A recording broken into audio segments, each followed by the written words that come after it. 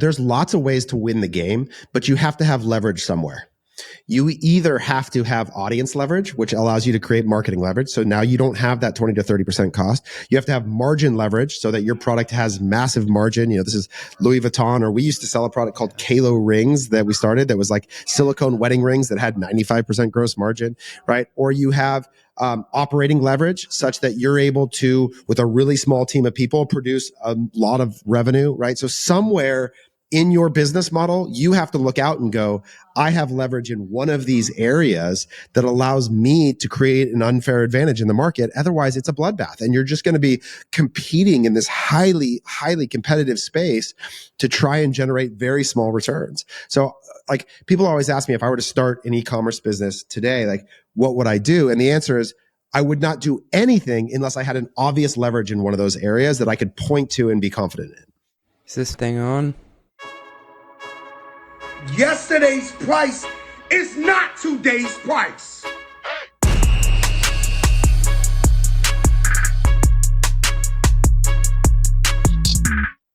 Thank you, Fat Joe, and welcome to Run the Numbers, where I interview world-class CFOs, operators, and the investors who fund them on how to get the most out of your company's performance. This podcast is a playbook of sorts for ambitious people in the worlds of finance, strategy, and operations.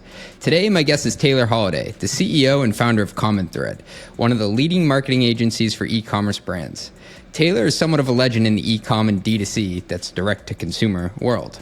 On this episode, we cover how e-com business models work and their unit economics, how to think about LTV to CAC for e-com brands versus typical B2B software brands, why inventory is a total beast to forecast, and how the cash conversion cycle, or triple C for all my homies, is what many companies live and die by, how he made a fortune selling rubber wedding rings online with his brother, and examples of e-com brands who hit it big going through just one or two channels like Gymshark and Athletic Greens. What began as a deep dive on marketing best practices turned into a masterclass on D2C and e-commerce business models. I'm a sucker for how companies make money, and I got a whirlwind tour of how companies sell things online directly to consumers, leveraging social media. My favorite part about this episode is how Taylor emphasizes that all marketers need to know how the company monetizes its business and the unit economics behind whatever they are selling. As a CFO, he made me think differently about how I explain our company to the marketing team and how I can empower them with data to understand our higher level financial goals. All this and much, much more after a short word from our sponsors. Quick math, the less your business spends on operations, on multiple systems, on delivering your product or service, the more margin you have and the more money you keep. That's the goal, isn't it? But with higher expenses on materials, employees, distribution, and borrowing, everything costs more. Yesterday's price is not today's price. So to reduce costs and headaches, smart businesses are graduating to NetSuite by Oracle. NetSuite is the #1 cloud financial system, bringing accounting, financial management, inventory, HR into one platform and one source of truth. With NetSuite, you reduce IT costs because NetSuite lives in the cloud with no hardware required. Access from anywhere. You cut the cost of maintaining multiple systems because you've got one unified business management suite. You improve efficiency by bringing all your major business processes into one platform, slashing manual tasks and errors. Over 37,000 companies, wow, that's a lot of customers, have already made the move. So do the math. See how you'll profit with NetSuite. Now, through April 15th, NetSuite is offering a one-of-a-kind flexible financing program. Head to netsuite.com/metrics.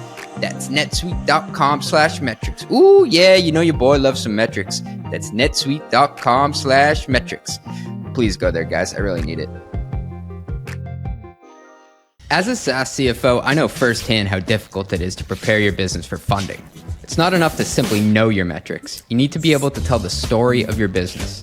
That's why I'm so excited to partner with the sponsor of today's episode, Maxio, the leading billing and financial operations platform for B2B SaaS.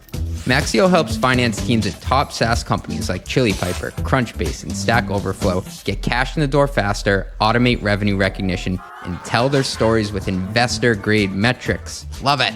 By building all of your SaaS metrics off the same data set as your financials, you'll avoid major headaches when telling your story to investors and your board.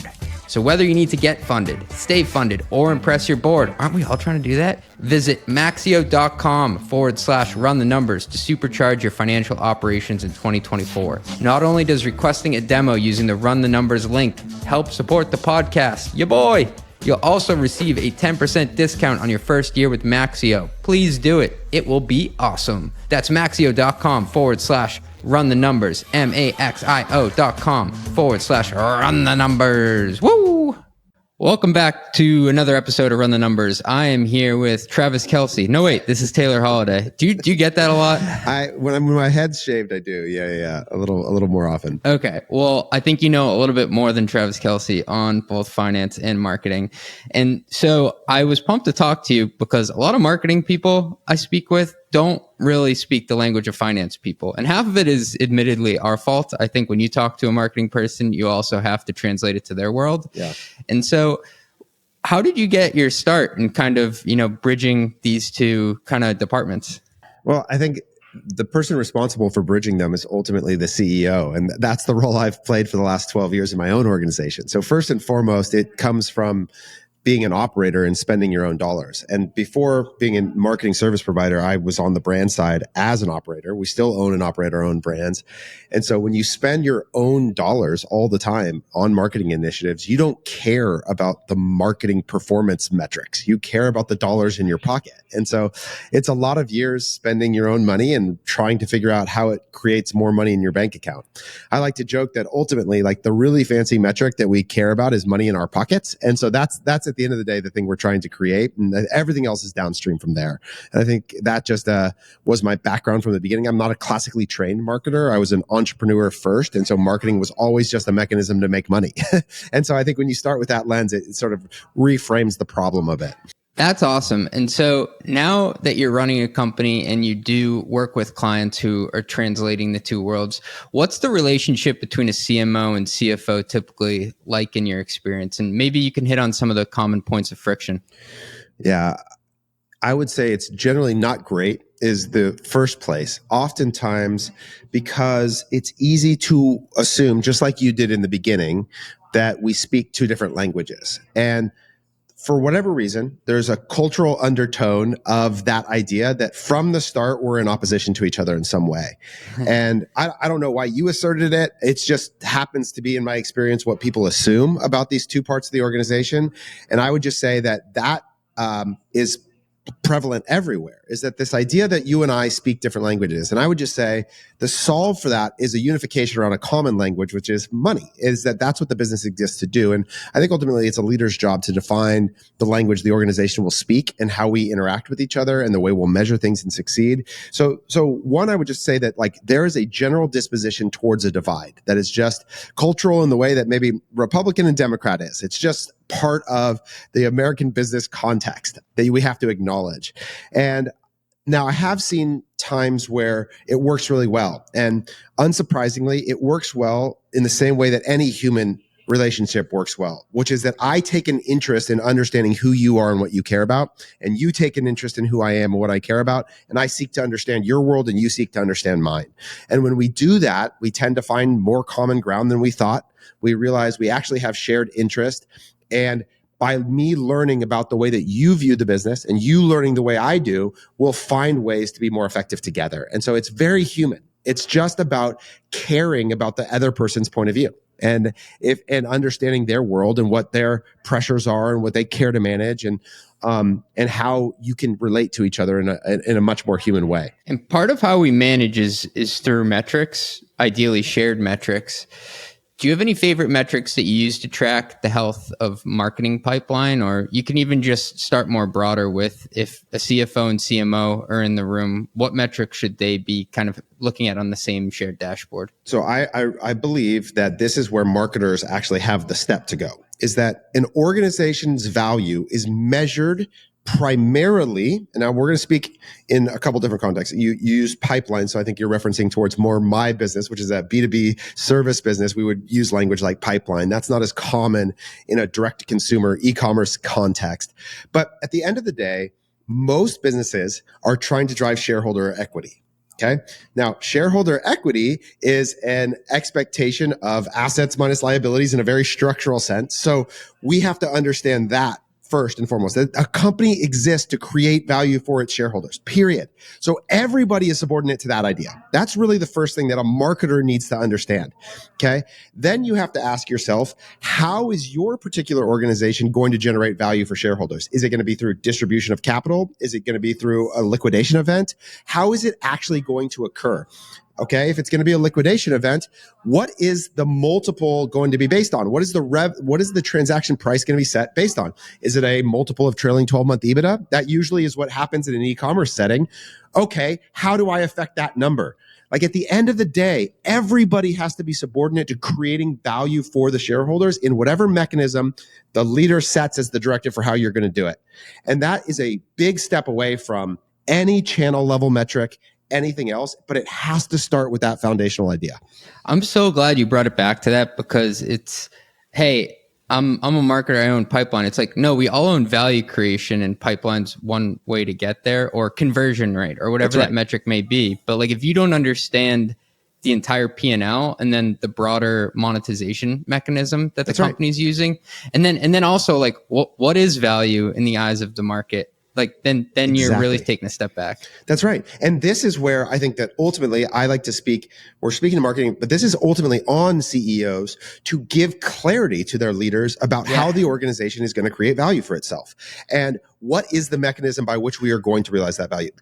It's a very different marketing strategy if I'm trying to produce free cash flow for the sake of distribution to shareholders than maybe if I'm trying to create top line revenue growth for the sake of some strategic acquisition at some point. These are very different strategies for me to deploy as a marketing leader, to think about how I produce costs, the way I manage them, to think about my cash conversion cycle. These are all very different things to do relative to the organization's objective. And I think it's so important for CFOs to do these kind of SaaS 101 sessions where they explain how the business makes money. Because I've talked to people before who might think that like that ARR, we're getting that revenue every period. It's like, no, that's not how it works. Or basically how an e-commerce business may work with the cost of goods sold that goes along with it. And if you don't understand those fundamentals, it's going to be very hard for you to translate what you're doing in the weeds day to day to the overall P&L that the entire company is measured against. That's exactly right. And here's my challenge is that we've somehow accepted this idea that these things are too complex to understand for most people. And this is the biggest myth, is that in the same voice, I'll watch marketers expect that their team can understand attribution, which is actually an unknowable idea. There actually is no answer, and it's a philosophical quagmire of endless debate, but that they couldn't learn how to read a P&L. And it's like, this is part of where somehow we've accepted the idea that truly understanding the financial mechanisms of how the business makes money are too hard for people to understand, so we don't try to educate. And I'd say, no, not at all. Actually, people do have the capacity to understand. And when you invite them into it, they actually can make a meaningful difference. But what it forces, and this is actually what I found, is that most business owners don't actually know for themselves how they're trying to make money. And it forces them to go get clear on what they're trying to do versus just like rolling out the mats and playing every day, which is what most people I think are actually doing, is just trying to go out and do it versus no, I have a clear business objective. I know how we're trying to make money and I can lead my organization into it. It does start at the top with the objectives and the understanding of what you're trying to accomplish and how you go about it. And I keep coming back to, I've never heard someone who works with marketers before talk about like, will this business be measured on a revenue multiple or EBITDA multiple? Like that's such a fundamental part of just thinking what success looks like. So I think about my organization. Okay. So I'm in marketing services, and we are in a period where we're actually like in dialogues around acquisition in our market. Marketing services roll-ups right now are really hot. There's a lot of good things happening. A lot of our competitors have been through this process, so they're able to offer broader services and pitches against us. And so we're looking at opportunities. And so I've invited my organization into a very clear understanding of the way the market values us. I asked my finance team to create a data room. We have conversations with the market. We know what metrics they care about. We understand how we're trying to create the shareholder value. So why, when I give them objectives, how does that line up to, and we've been through an ESOP, all my employees are shareholders, so they actually have a vested interest in the outcome. So for all of us, I say, this is how we're going to create value for all of us. This is why this metric needs to be what it is. This is why the EBITDA margin that we're running at is important. This is why net revenue retention is critical. And now all my people understand that we're laddering up to creating value, and it's not just some arbitrary thing. And these decisions that we're making don't feel out of the blue. And it's complex, it's hard, and sometimes it requires extra education and time. But everybody has access to the P&L. We all have access to and understand what we're trying to do in a way that the thing that I want as the owner of the company is actually what everybody's trying to do. And that alignment seems very basic, but it's so hard to actually get to. It is. It's radical transparency, but at the end of the day, I liken it to just treating everybody like adults. Why is it radical? This is such a weird thing. Like this idea that we all got together and said, we're trying to win a game. Yeah. And the game is business, but the scoreboard, most of you don't get to see it. It's like, it's a I'm an athlete, right? My first life was I played professional baseball in the Yankees organization. And the idea that I would ever engage in a game without knowing all of the rules, and I mean like every single one of them, and the way in which I win the game is like very bizarre, but it happens all the time in business where you have people doing stuff all the time. And the leaders are like, this is really not what we want to happen. And the other person's like, I think I'm winning the game. And it's like constant how often this occurs. Yeah, it's weird that we play games without a scoreboard in some realms of life. So I've never actually looked at it that way, but when you say it, it's very odd. So Taylor, shifting gears a bit, a lot of CFOs work with their CMOs on finding a balance between running marketing programs in-house with their own full-time employees. I've gone through this a million times. Yep. And then outsourcing to agencies. So how do people, I know you might be a little bit biased, but how should CMOs and how should CFOs think about deciding when to do it yourself versus hire experts? So I have a very free market view of this that reflects my experience in baseball, which is that you should always choose the highest impact player at the lowest cost. That's your job, right? That's fundamentally like profit is simply the gap between the cost of the labor and their ability to generate revenue. So you should ask yourself, what do I have access to in my network? Do I have access to hire in-house really talented people at a great price? If so, you should do it almost all the time. My experience is that most people don't have that network. And so that what outsourced talent represents, or agencies, they have curated that talent in a way that their ability to generate value relative to their cost is better. But it is not a question of in-house or outsource. It is a question to the access of talent that can produce value in excess of their cost. And where do you have access to that group, and what are you good at? What have you cultivated? And so oftentimes what agencies represent is a shortcut to getting access to talent at a price that can generate excess value, because that's the entirety of my business model is predicated on that, right? So I have to spend the time developing the pipeline and curating that in a way that maybe you don't in-house. But if you have access to in-house talent, by all means, hire them. So if I play it back to you, Taylor, are you saying that the ROI between the two should be pretty similar? I'm saying that your job is to determine where you can produce the best ROI. And what I'll tell you is there are bad internal employees and there are bad agencies, and there are good internal employees and good agencies. The question is, which do you know? Which do you have access to? And what I would just say is that if your plan is to go to the open market and hire from a pool of employees who are not currently employed, who are going to show up to your job and take a mid-range salary from you, the idea that that's going to be the place that the highest talent level and the highest ROI occurs is highly unlikely. That's just my experience, is that the best people in the world have jobs, and they aren't probably just filling out random job applications. It happens. It can occur. But unless you have a really great mechanism for recruiting and you are good at going and finding and soliciting and selling talent to come and join you on your mission, I can find that sometimes in-housing can be the most expensive option in the world. Now, same problem can happen with agencies too. So this is just all about your access to what you can go get access to.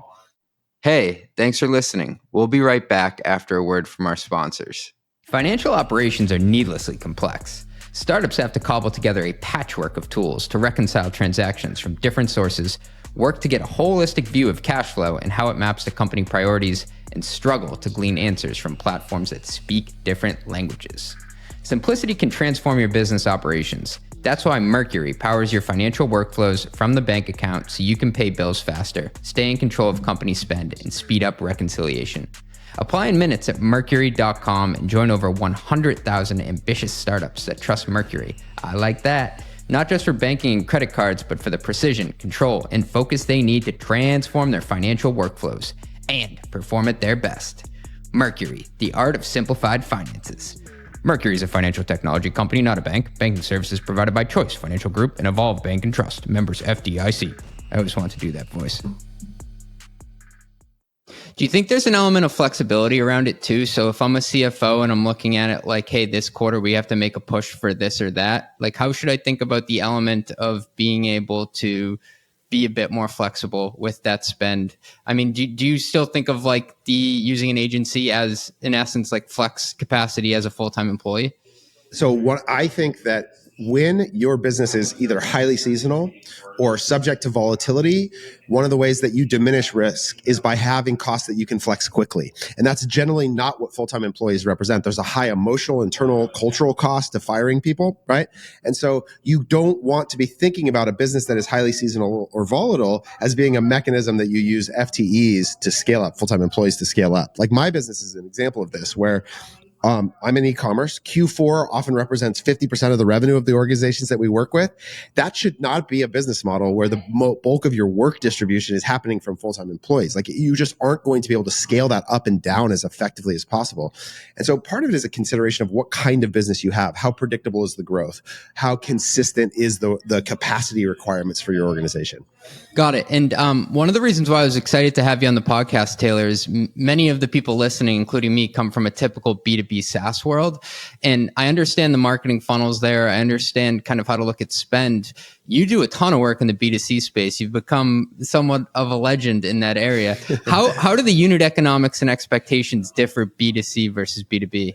Yeah, it's a great question. So in the direct business, we'll use three different categories here. So SaaS, I think, is one. That's what you mentioned, B2B SaaS. And then we have B2B service, human service, and then D2C selling a product. Well, the margin, the gross margin in each of these categories is like sort of wildly different, right? Depending on how you look at it. So in e-commerce, the bulk of the cost is represented by the COGS, the physical cost of the product. Usually it's 40 to 50% of the overall unit, right?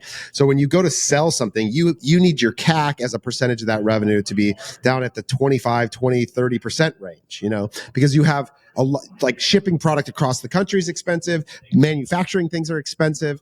And that's just like, makes the margin profile very different than a SaaS model where the actual incremental cost of an additional unit of software is like 90% gross margin, really, right?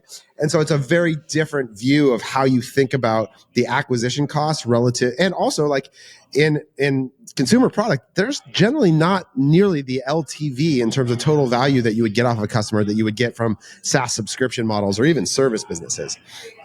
So it's a very different game in terms of really being diligent about ensuring first order profitability at a level of efficiency in e-commerce that if you violate that first order profitability, you'll often have a net negative contributing customer forever, Whereas in my business, B2B service, like customers are worth $1 million. And my gross margin, there's different, this gets categorized in different ways, but like in reality, my gross margin is like 95% because it's most of my labor is employees, which I would sort of categorize in the OpEx. Now, some agencies will put that as like cost of service and think about gross margin closer to 50%. So it's a little bit weird of accounting thing in our world, but in software, it's like massive gross margin, all about scale and long lifetime value in many of those cases, right? So all very different in the way that they're actually comprised. The thing that not scares me, but it's like very foreign to me is that with e-commerce, you have to basically be profitable from the jump with what you sell because there's no guarantee that somebody's going to come back and buy that widget again or whatever you're selling. So with SaaS, I know that I can take up to say 18 months to recoup that cost. And actually I'll look pretty good compared to the benchmarks if I do. That's exactly right. Yeah. And so in many ways, I think e-commerce direct response advertising is like the hardest game that there is. And yet, a lot of people get sucked into it thinking it's like the sexiest version of the game, but it is by far and away the hardest because the razor's edge of profitability is so tight, right? In terms of what you're at. And you think of some of these categories have like no LTV. Like if you're selling mattresses, like customers don't come back, right? Like that's not a thing. And so you have to make money on first order amidst a highly competitive landscape in a way that's really, really challenging. And Taylor, just for the benefit of the audience, what is direct direct response? Like, what's an example of that? Is that like something my wife sees on TikTok and then it shows up at our door a couple days later? So the idea is that you are creating a advertising mechanism for someone to respond to immediately with a purchase. So this isn't awareness advertising where you're running a TV commercial and hoping that over the next 60 days someone comes back and buys. This is, here's an Instagram ad, and we're going to measure the efficacy of that ad on how many people click and buy right now. Often within a 1 or 7 day window is generally the expected measurement window for a lot of this advertising. Got it. That's a fast turnaround. What's kind of cool about that though, Taylor, is it is a faster feedback loop. So a lot of the marketing stuff that I'm used to is like, we're measuring like, did this work over a quarter, over 6 months? Like you know, if you were successful, like right away. That's part of what makes it intoxicating, right? Is that the feedback loops are so tight. And so it's a gift and a curse in that like you can try a lot of different things. It leads to a very iterative marketing cycle, right? You try something, you get feedback, you respond and adjust. You get another iteration and you respond and adjust. And so in that sense, I think it's part of why people love direct response advertising is because you really get to answer the question, is what I'm doing working? Which as a marketer, oftentimes you don't always get the answer to that question. Is the attribution better in some of the marketing stuff that you do versus maybe in my world? Because we always end up just saying, I think 80% of it came from Google. That's right. And I would say there certainly are complexities even in our world, especially as the media mix becomes more diversified across a bunch of channels. That leads to increased complexity. But like I think about my business, B2B's marketing service, I have to try and assign attribution in what I sell is like an impossibility because the purchase volume is so small to actually get to any sort of statistically significant outcome takes forever. Like it's an impossibility. So yeah, there are levels to the game and attribution certainly has its own complexities within our world too. But relative to selling marketing services or B2B, it is definitely a lot easier. Taylor, is there a different approach to working with social networks in B2C versus B2B? I think in both cases, your job is to figure out how your message meets the medium. So in every case, we as marketers don't get to dictate the language of the platform. Like we like to think we do, but we're actually subordinate to culture in a way that we don't decide what's cool on TikTok. We try and meet TikTok where it's at, right? And so I think regardless of what you're selling, you have an obligation to understand the cultural behavioral mechanism of the platform you're on. But I think what is different is the funnel in terms of how immediate the purchase or what the lead mechanism is for action, right? I don't go out and say like, buy now, 20% off my $1 million service, click today and purchase. Like that's not going to be, I'm going to sort of work through trying to establish thought leadership and create podcasts that get my name out there because my customers aren't in market all the time. They're in market once a year. Right. And so I need to find them and begin to establish relationships so that when they get to market, they think of me. And that's my job as a B2B marketer. But as a direct response advertiser, I'm going to be a lot more immediate call to action to try and drive purchase today. But the format, short form video, 15-second, hook up front, those kinds of things are consistent across category. This may be kind of an off-the-wall question, Taylor, but a lot of CFOs may be contemplating this in their own business when it comes to marketing and the services they offer. But have you seen a change in conversion rates with the rise of the buy now, pay later kind of avenues to purchasing? I feel like that's really sprung up over the last 5 years when I didn't even know what it was like a couple jobs ago. Yeah, so I think that is certainly one of the ways in which our world continues to try to solve for declining conversion rate or increased competition is by mating the customer in as little friction as possible to the sense of purchase, right? If you think about Amazon continuing to find shorter and shorter delivery times, offering customers the opportunity to buy things at zero interest rates over long periods of time. Now, is this a good thing? That's probably a separate discussion as we sit amongst a world with rising consumer debt levels that are just out of control. Should we really be buying $40 items on buy now, pay later at an interest bearing loan on, to buy toothpaste? I don't know. But yes, it certainly is a part of the way that you can reduce friction for the customer to get to your product, especially if it's a higher AOV item. We actually had this debate the other day, and it was a bit philosophical, but we were like, this is terrible for Western civilization, but it could be a game changer for our business. Yeah, well, exactly. And that's sort of the question is like, what is the end implication of how effective are all of us as people at planning for those kinds of expenses in a novel way? My experience is that like we're not good at financial planning generally. And the more complex you make the attempt at understanding your future budget, the harder it is to be good at it. And so I think this introduces complexity in a way that people aren't great at planning for. Got it.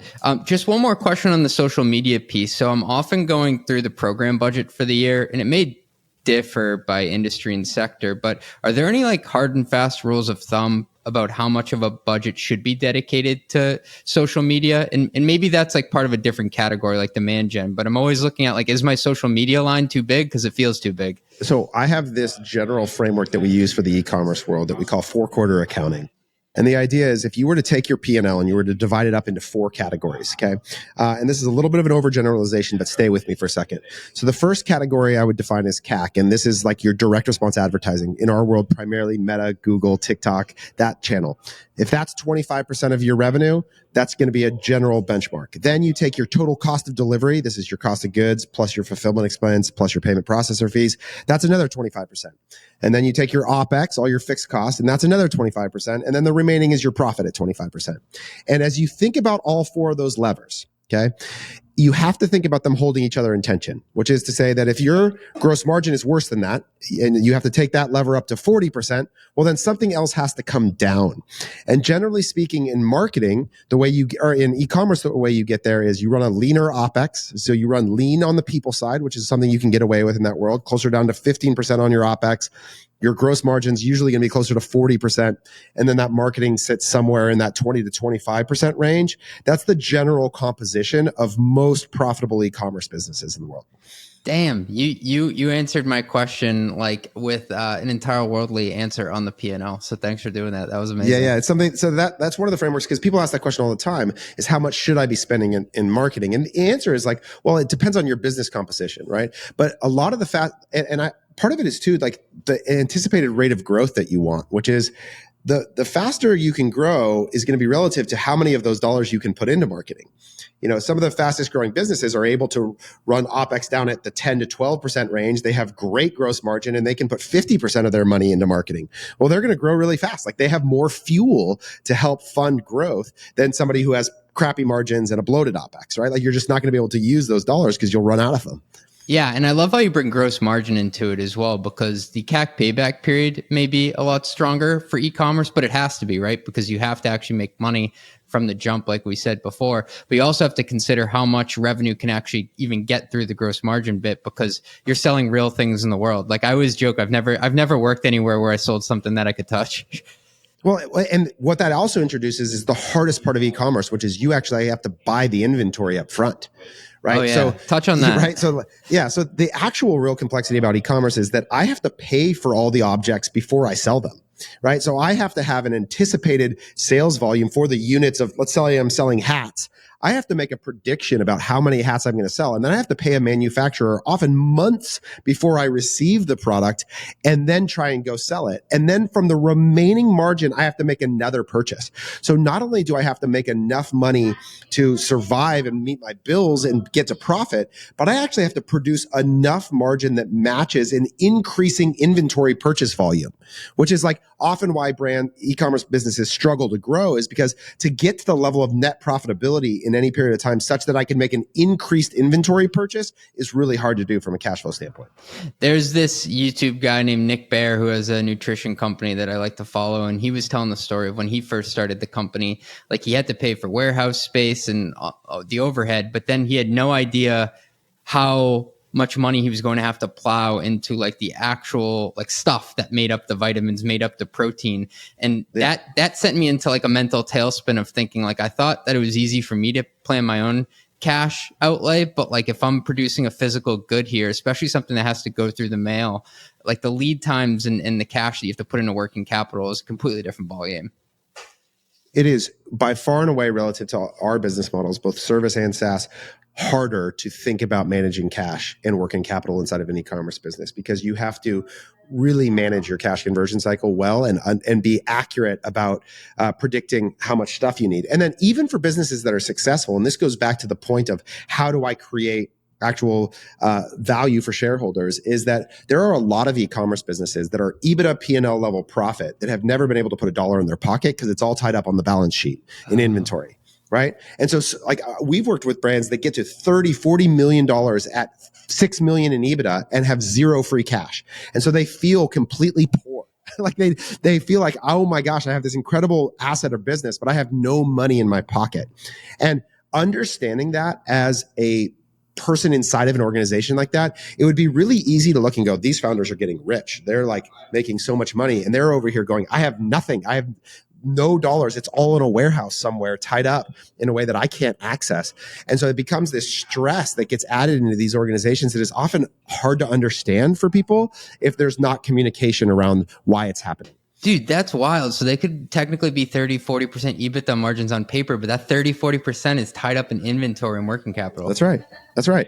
Especially if they're growing really fast and they have to continue to make these large inventory purchases and the lead times are long on the product, you could easily be sitting on $6-7 million in inventory for businesses that are growing like that. That's something else I recently realized, that in e-commerce, growth can actually be what makes you drive yourself into the ground, because the faster you grow, the more you have to come up with in order to fuel it. The risk increases, exactly. And so when you're on an extreme growth rate, every PO represents substantial risk to your ability to maintain and actually sell through that next batch of inventory. And coming out of COVID, this is actually why most brands died, or in a lot of our businesses, you're seeing people go bankrupt. It's because 2020, 2021, and 2022 represented this growth expectation that was inflated by the closure of retail, et cetera, that everyone went out and made POs against. And often many of them rushed the POs because they didn't have the existing inventory to satiate the present demand. And then all of a sudden they ended up, and that demand fell off a cliff as retail opened back up and other options happened. And all of a sudden everybody was sitting on way too much inventory for a demand that didn't exist. And so prices got slashed, discount rates went through the roof, and some people couldn't make it through that era. Many people die of indigestion more than they do of starvation. That's a clip. Many people die of indigestion versus starvation. I also like the saying, like a lot of you out there are too hungry to eat with pricing. Like sometimes you got to lower your pricing. That's right. Taylor, one of the companies that I've studied that seemed to master the working capital cycle, or the cash conversion cycle more specifically, and I don't know if you classify this as e-commerce or D2C, but it was Gymshark. Yeah, that's a legendary example. Yeah. Do you remember any takeaways from them of what they maybe did right that others can emulate? So they are famous for producing, there's a Twitter thread that went super viral about this, that they were able to create a negative cash conversion cycle, which, what does that mean? Well, that means they're able to negotiate terms with their supplier such that they aren't paying for the product they purchased till after they sell it. So let's imagine I go to my manufacturer and we have such a good relationship. You have so much confidence in my ability that I can make a commitment to you to be my sole provider. But in exchange, what I want to pay you net 60 on delivery. So what does that mean? That means I make a PO for 1 million leggings and I don't have to pay you for those leggings till 60 days after I receive them. Well, what that means is that I'm actually paying you with the customer's money. I'm actually selling them before I have to pay for that PO. And that's what's called a negative cash conversion cycle, in that, like, you never actually create an outlay of cash for the product you're selling and your bank account just grows perpetually. That's the dream. Now, that's very hard to negotiate, because what you're asking the manufacturer to do is to float that capital for you, basically, because they have costs on their side. And they'll do it if the numbers are big enough and your brand is strong enough and they trust you. But that's a big risk on their end that you're asking them to take. The rich get richer in that sense. So Walmart's notorious for not paying suppliers until after it sells off the shelf. And even then, it may still be something as wild as like net 270 or 360 days. That's what the leverage is. And this happens the same thing for us. When we are in contracts on the marketing services side with the Procter & Gamble's or the large enterprise, they just say, like, hey, it's net 90. And we don't negotiate with you. Like, we're Procter & Gamble. If you want to work with us, this is how you're going to pay us. And like, for a small business like that, floating big invoices for 90 days is really, really challenging. But the problem is, like, they have so much leverage in their ability to create cash conversion for themselves. It's the same thing with manufacturing. When you start out and you need the money the most, you have no leverage. No manufacturer is going to float terms to you because it's too risky for them. But as you become more established and you have more authority and credibility and brand recognition, you get to negotiate more and more and more leverage. So yeah, you're absolutely right. And the richer get richer in that sense.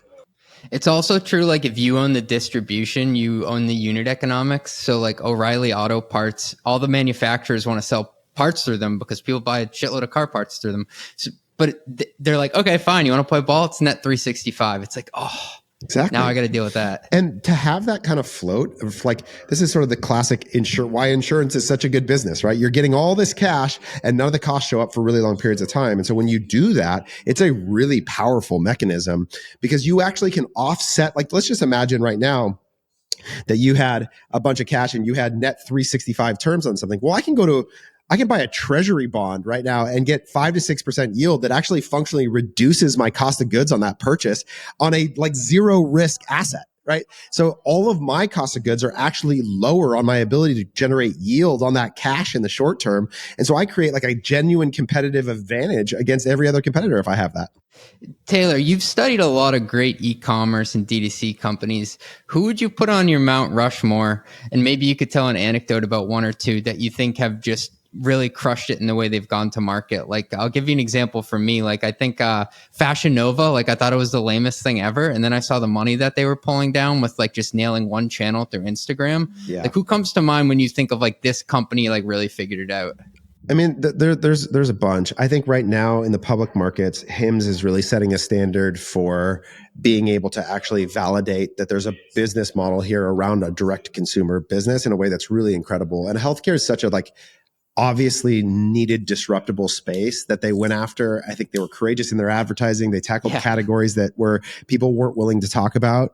And they're proving that they're building long-term sustainable customer relationships and in a business model that makes money. And that's, I have a ton of respect for that. And then there's like a lot of the smallers. There's a company called Hero Cosmetics that a woman named Ju Ryu built and sold for, I think, almost $600 million. That was basically, pimple patches on Amazon, but again, was so clear in their ability to go out and communicate a problem and solution in a product category that was giant TAM in a way that was super effective, that like was producing 30 to 40% net margin in e-commerce. Like when you see that stuff, it's really incredible. And then today there's like a bunch of businesses that I work with that the big thing right now is that if you have organic audience access, you create a huge leverage point against the marketing costs that most people carry. And so there's some businesses that we work with that have been built off of influencer organic audience creation that just have such a competitive advantage relative to everybody else who's trying to fund the Facebook machine to generate value, is that they're able to generate demand at zero cost. And so that takes years of cultivating an audience. So it's not really zero cost. It's really like a years of building an audience and caring about them. But you see those businesses and they're so efficient in their ability to drive demand. It's really incredible. I'm so glad you brought that up. You teed me up for my next point, because sales and marketing on the P&L can be 30 to 40% of your revenue. And if you have an influencer who has built-in distribution, you're essentially 30 to 40% of a head start. That's right. And this is what I tell people, is that there's lots of ways to win the game, but you have to have leverage somewhere.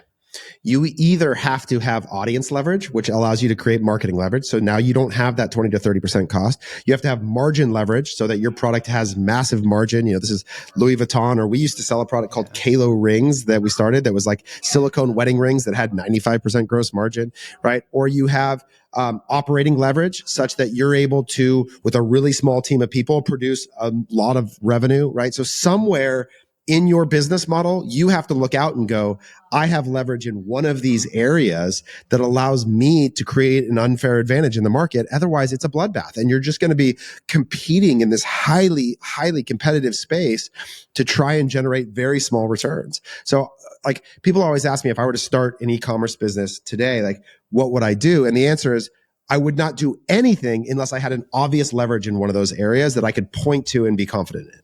Taylor, you got to tell the rubber ring story, because I read that Twitter thread and that blew my mind. Yeah. So my brother came to me, this was like almost a decade ago, and he had just gotten married and he liked to go to the gym, and he was working at a bar at the time in Hollywood trying to be an actor, and his manager at the gym liked to work on motorcycles, and they both hated wearing their metal wedding rings. And so they just said, hey, what if we made it out of silicone? And I had previously run a company that sold silicone bands. So he's like, do you think you could go to one of your old manufacturers and make them? And I was like, sure, let's try it out. And I was like, and so we we found these, and it was just, again, think about a very basic ring made out of silicone. Anybody who's married knows that, like, there's a lot of things you do that a metal wedding ring is not that great for. Golfing, lifting weights, whatever it might be. And so we created the product, and we launched this company called Kalo. And the idea was, like, we're young, married, active guys. Like, there's probably other people like us. And what we discovered was that there was all these communities that had this problem at a really high level that we weren't aware of. Chefs, if you work in food service, you're not allowed to wear a wedding ring, especially if it has any pave stones as a woman. If you work on a manufacturing assembly line, if you're a first responder, you're actually obligated to remove your wedding ring in these service areas. And so we unlocked all these amazing communities that it was like, for the first time ever, they were allowed to wear their ring, which is something that's really personal and meaningful to people in their profession in a way that made them feel deeply connected to the brand.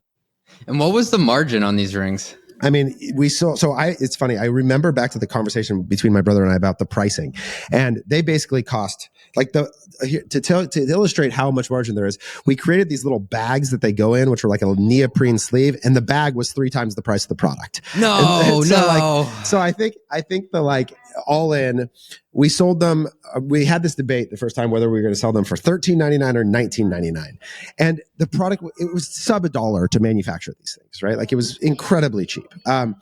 And I remember being like, Casey, there's no way we can get people to pay $19.99 for these things. And he's like, no, we're going to do it. I was like, it's got to be 13. He's like, no, we're going 19. And so we sold them for $19.99, and they cost less than $1 to make. And it was quite a run. What were your biggest takeaways from that experience, whether it be from the pricing and packaging economical standpoint, or just like the philosophy of, like, finding a core group and nailing it? Well, so you're sort of saying back to me the answer, right? Which is, we learned a lot about what makes a great e-commerce product by accident. So another metric in e-commerce that's really, really important is value to weight ratio.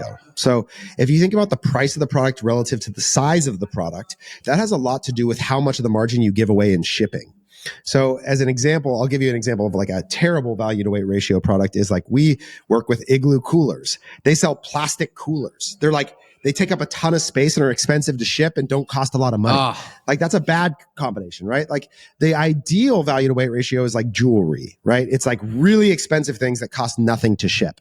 So Kalo was like that too. It's like, we could ship it USPS, which means that it was incredibly efficient, and we didn't give away a lot of margin to shipping, which is another area where usually 10 to 20% of the revenue gets deteriorated by shipping fees, right?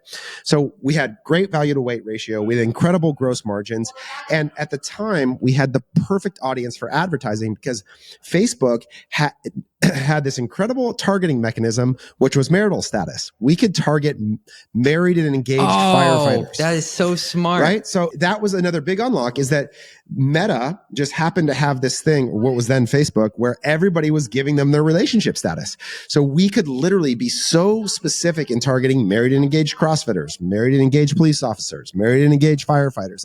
And we just went down the line of all of these groups, and it was so obvious that we were reaching the perfect audience, and we had so much margin to do it that it was just it was like shooting fish in a barrel. It was just amazing. And I bet now you just have such an intimate understanding of actually how these e-commerce brands bring a product to market, because you're like, listen, I did this and I figured out the channels for customer acquisition. Here's a playbook.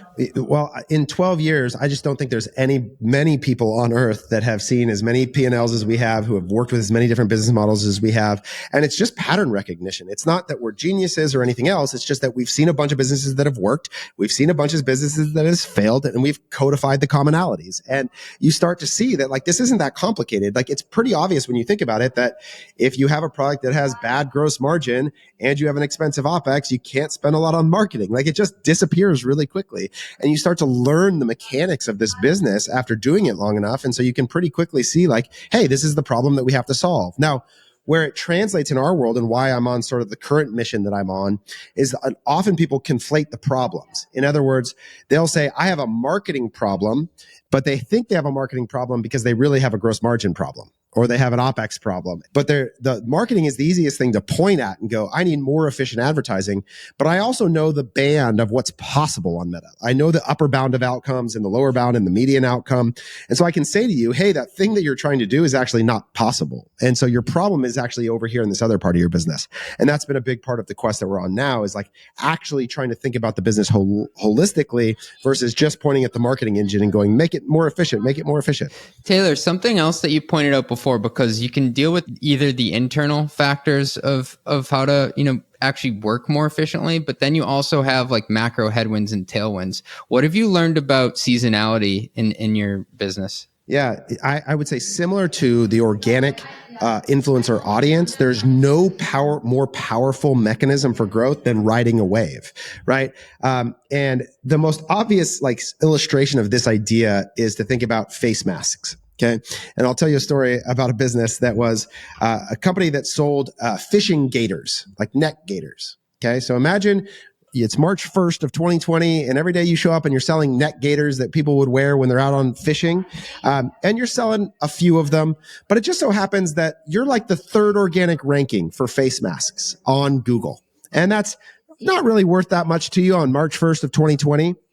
30 days later, you're making $1 million a week selling those neck gaiters because the tides of demand shifted in your favor such that you were present as the cultural wave showed up. Right now, that's an obvious, really extreme example, but you can think about this with Stanley water bottles as a more recent example, and everybody else that was in that category.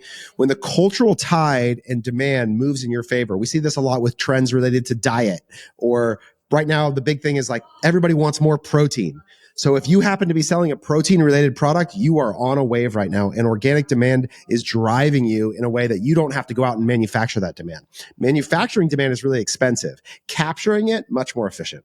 Taylor, maybe gearing towards a close here. I'm a podcast. You're on a podcast right now. I want to get your take on where you think the podcast industry is going, specifically for those who are looking to market through mediums such as this. Do you think that we're on an upswing now? Do you think it's oversaturated? Where are we? So I think that there's always going to be, because we are in this like perfectly capitalistic society where supply and demand are always going to move somewhat together. Now, generally speaking, one of them will slightly outpace the other. And in moments, I think we came out of an era where demand outpaced supply, and now supply is catching up very quickly. And so it's hard to stand out. And so I think just like anything else, if you think about your podcast as a product, you're going to have leverage if you have an organic audience somewhere else that you can access for distribution, so you can get listens, that you have network of people that you can do cross promotion with, like all the classic things. Like if you treat your podcast like a product, everything that we just talked about applying to that will apply to this as well. And so I think it is a amazing medium because the content is so rich. Like long form tends to develop a sense of intimacy and connection with people in a way that short form doesn't. So if you can get audience, that audience is highly valuable because they are deeply engaged with you for a long period of time. And so you develop high level of relationships. So we're big fans of podcasts. We're investing in the medium, but you got to work to stand out because it certainly is competitive. Do you think there are any brands out there like Athletic Greens, they sponsor like everything, or like the mattress brands? Yep. Like what's their whole angle? Like, are they actually making that much money that they can afford to sponsor like every other podcast? When brands like that reach a certain saturation point in their primary medium, which is usually Meta, they have to go seek ways to create alternative distribution for scale. And so what happens is they tend to move outward into the channels that are slightly less efficient and slightly less efficient and slightly less efficient.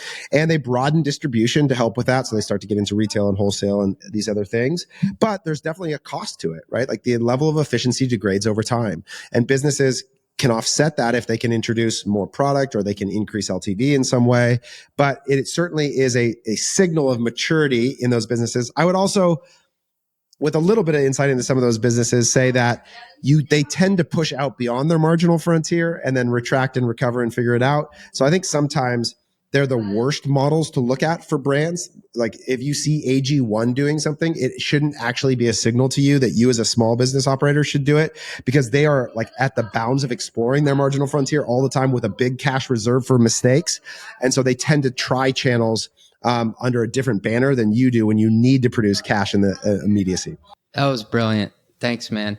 Hey, I got to ask you, if people want more Taylor or what you're working on, where can they find you? So Twitter's my favorite medium. I love to hang out there at Taylor Holiday on Twitter. And then our team, if you're in the e-commerce space, our ideal customer is an 8-figure brand trying to grow predictable profit or trying to generate predictable profitable growth on the internet. We're at commonthreadco.com and we'd love to chat.